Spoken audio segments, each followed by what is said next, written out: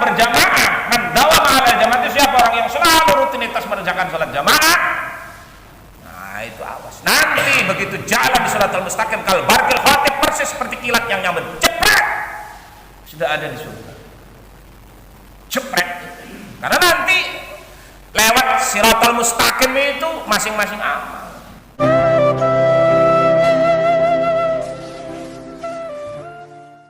Sifat malunya satu, ya pun cenderung vulgar. Cenderung vulgar. Tapi kalau perempuan 99 hasrat biologis, syahwat biologis, tapi ditutupi dengan sifat malu yang 90, maka tertutup. Tetapi pada akhirnya ketika jadi hubungan, bapak merasakan sendiri. Terus satu ceritaan pada melon. Perempuan melaka sing kurang. Artinya, ya kan itu. Nah, ini rahasia kenapa agama memerintahkan kalau laki-laki dicukur, perempuan dicabut. Laki-laki yang punya syahwat satu, kalau dicukur itu, kalau ingin baca kitabnya silahkan baca di dalam kitab Bajuri, syarah kitab Ta'ab Fathul Qorib karangan Imam Abi Suja, 2 jilid. Jilid yang pertama silahkan cari. Jadi kalau laki-laki kenapa harus dicukur? Untuk menggairahkan hasrat syahwat seksual. Karena ketika dicukur, silakan praktek kalau nggak salah. Artinya pulang dari sini, bapak cukur. 1 hari kemudian coba rasakan. Nih kalau enggak. Tetapi kalau perempuan, kenapa harus dicabut? Lah ini untuk menstabilkan.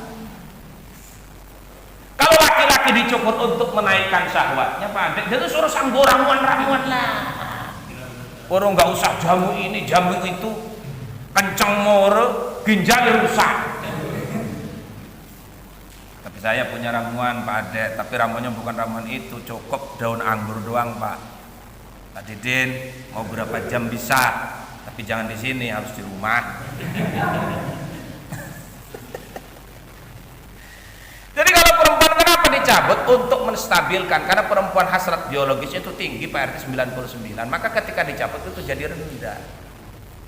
Jadi untuk stabil, jadi supaya stabil, jadi laki-laki naik, perempuan yang turun, jadi pas seimbang. Karena awas persoalan rumah tangga bisa retak gara-gara urusan ranjang. Bukan 9, 60% rumah tangga retak urusan ranjang. Yang 10% urusan 2 keluarga. Awas saja. Banyak suami yang poligami gara-gara apa? Istrinya tidak ngerti.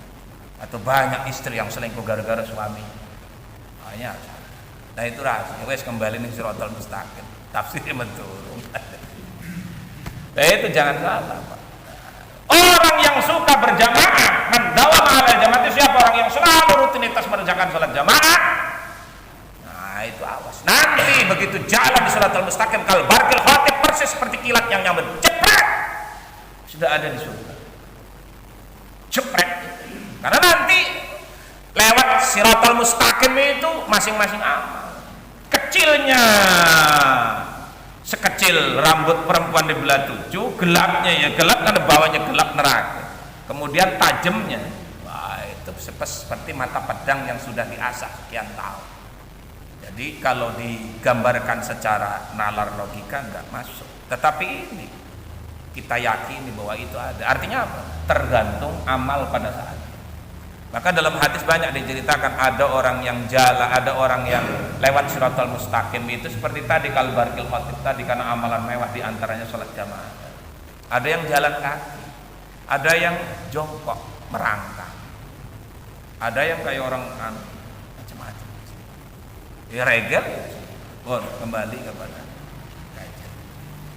Yakadul bar. Kalau mau tanya sambil ambil lah. Kalau mau tanya bapak jangan nunggu selesai lah, nunggu selesai kadang lupa.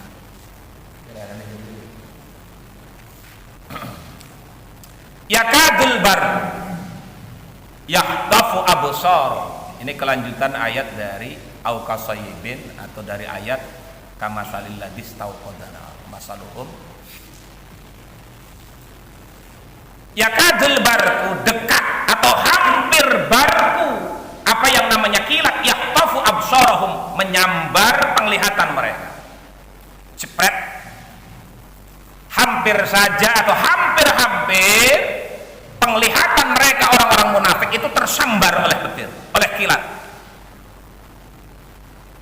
Kullama adha'a lahum masyaufi wa idza adlama 'alaihim qam. Ketika jalan mereka diterangi oleh sinar kilat, yang menyambar, mereka jalan. Wa idza adlama 'alaihim qam, tetapi ketika kilat itu tidak nyambar maka gelap, dia berhenti. Walau sya'allahu la dhahaba bisam'in. Kalau Allah berkehendak, maka Allah akan menghilangkan pendengaran mereka dan penglihatan mereka. Innallaha ala kulli syai'in qadir, karena sesungguhnya Allah untuk segala sesuatu adalah maha kuasa. Ayat ini termasuk ayat musabbihah, bukan ayat muhkamat. Kalau ayat muhkamat tidak perlu tafsir, kita semua tahu, kita semua paham. Tetapi ayat mustabihat ini perumpamaan.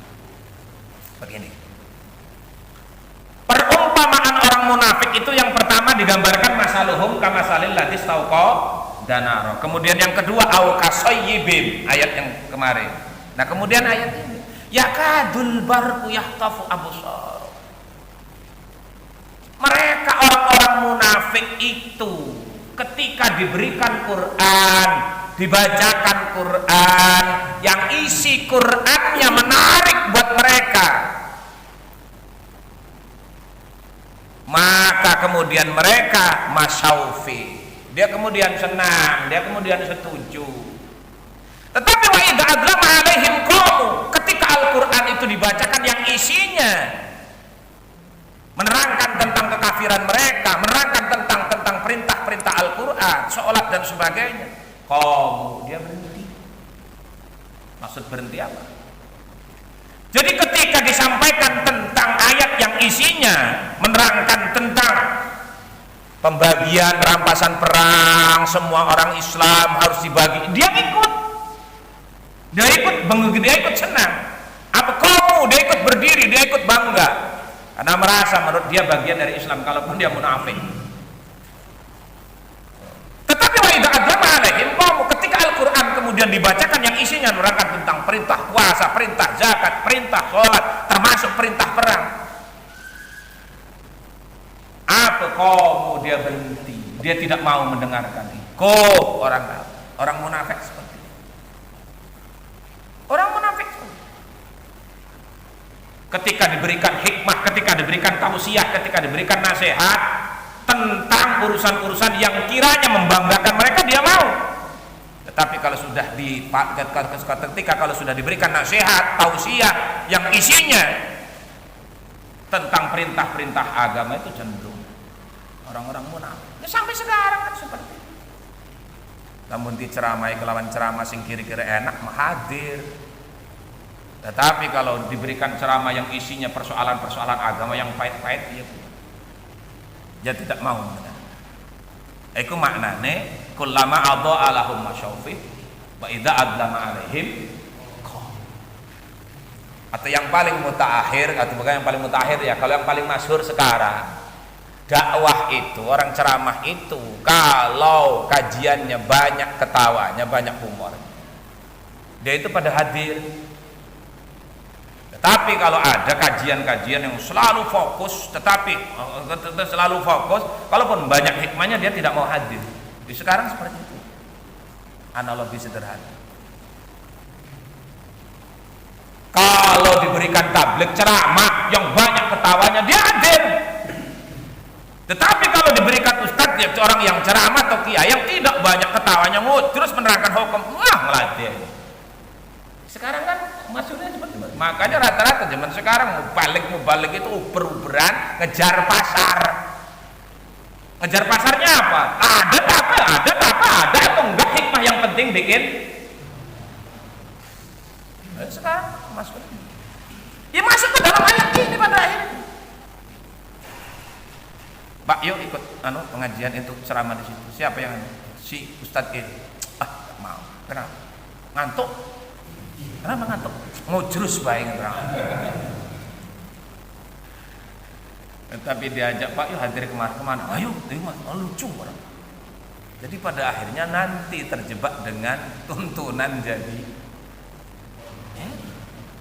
Akhirnya kan tontonan jadi tontonan. Kenapa tontonnya jadi tontonan? Karena kan ditonton. Yang dicari lucunya, bukan hikmahnya, bukan tuntunannya, tapi tontonannya. Yang bikin ketawanya kan tontonan namanya.